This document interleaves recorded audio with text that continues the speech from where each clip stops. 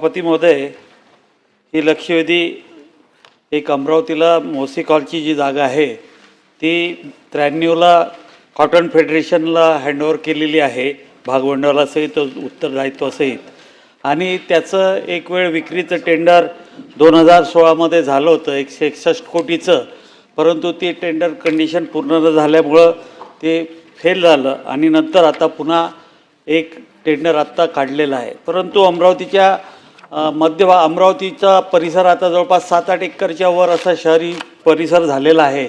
आणि ही जी जागा आहे ही मध्य सेंटरमध्ये, शहराच्या सेंटरमध्ये असल्यामुळं अमरावतीच्या सर्व माणसांची भावना आहे की आज अमरावतीमध्ये आमचं अमरावती महानगरपालिका असेल, त्याच्यानंतर वेगवेगळे डिपार्टमेंट्स आहे, त्याच्यासाठी त्यांना 7-8 किलोमीटरच्या बाहेर आपल्या ऑफिसेससाठी जावं लागणार आहे.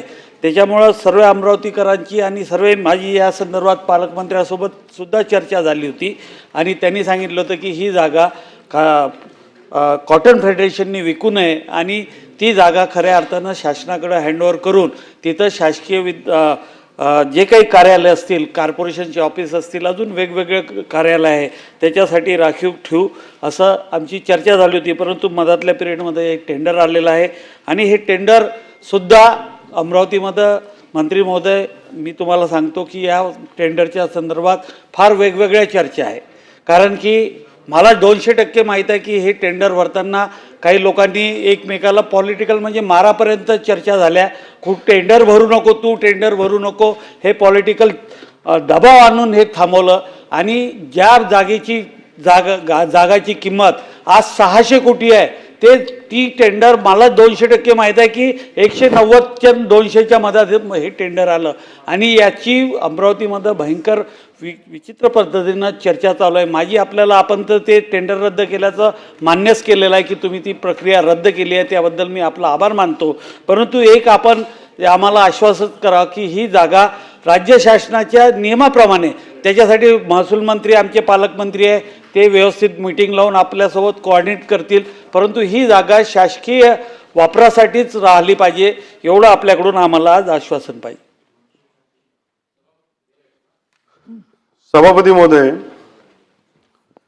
1973च्या काळामध्ये मोसिकॉल नावाची संस्था आणि त्या संस्थेमधनं Maharashtra state oilseeds commercial and industrial corporation अशी एक संस्था राज्य सरकारच्या माध्यमातून ती स्थापना झाली.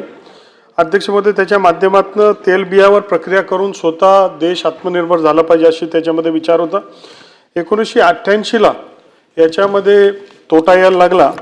अध्यक्ष महोदय, 1993ला महाराष्ट्र कॉटन फेडरेशन या संस्थेला ती मोसिकॉल संस्था ही ॲसेट अँड लायबिलिटी सह देण्यात आली.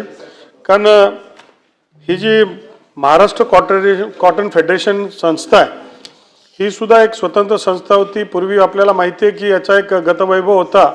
त्या काळामध्ये 1984-85च्या काळामध्ये 2-2, 3-3 हजार कोटी रुपयाचा कापूस हा सामान्य शेतकऱ्यांचं या संस्थेच्या माध्यमातून खरेदी व्हायचा.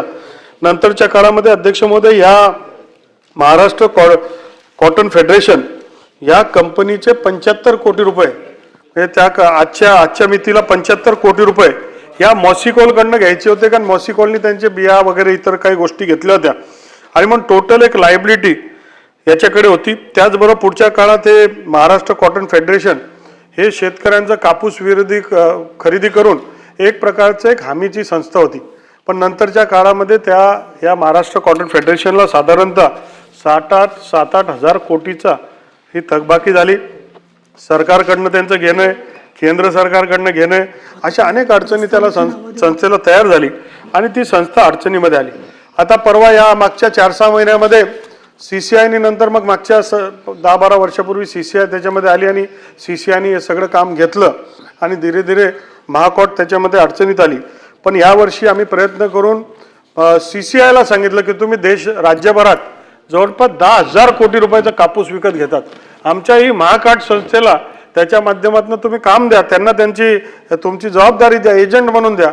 तर त्याला त्यांनी ते मान्य केलं आणि त्याच्या माध्यमातून काही 100 कोटी रुपये ते लोक त्या माध्यमातून कमवणार होते. पण त्याची एकच अट होती की तुमच्याकडे स्वतःची बँक गॅरंटी आणि 200 कोटी रुपयाचं भांडवल असलं पाहिजे. आणि त्या काळामध्ये मागच्याही प्रयत्न करून वा तुम्ही हे 200 कोटी रुपये उभे करा, आपण जर त्याच्या माध्यमातून भांडवल उभं केलं तर आपल्याला आम्ही 10,000 कोटी रुपये माल खरेदी करायचं, काही टक्के आणि काही कमिशन पण देतो. आणि या माध्यमातून महाराष्ट्रातले हजारो लाखो शेतकऱ्यांचा कापूस हा खरेदी झाला असता, परंतु त्यांच्याकडे भांडवल नव्हतं आणि म्हणून त्यांच्याकडे अडचण होती आणि म्हणून त्यांच्याकडे असलेली मालमत्ता ही कॉटन फेडरेशनची आता प्रॉपर्टी आहे. ही कॉटन फेडरेशनचे तिथे एक निवडून आलेले संचालक आहेत, चेअरमन आहेत आणि त्यांची पूर्ण एक स्वायत्त संस्था देखील आहे. आणि म्हणून त्यांचं म्हणणं आहे की आमच्या कामासाठी आम्हाला ही संस्था टिकवली पाहिजे, जगवली पाहिजे, शेतकऱ्यांचा कापूस विकत घेतला पाहिजे आणि मग आम्हाला ही जागा आम्हाला लागणार आहे, याच्यामधनं आम्ही मॉनिटाईज करणार, कारण आमचं त्या संस्थेकडे घेणं आहे आणि सरकारकडनंही घेणं आहे आणि म्हणून त्या संदर्भात त्यांनी अशी भूमिका घेतली. अध्यक्ष.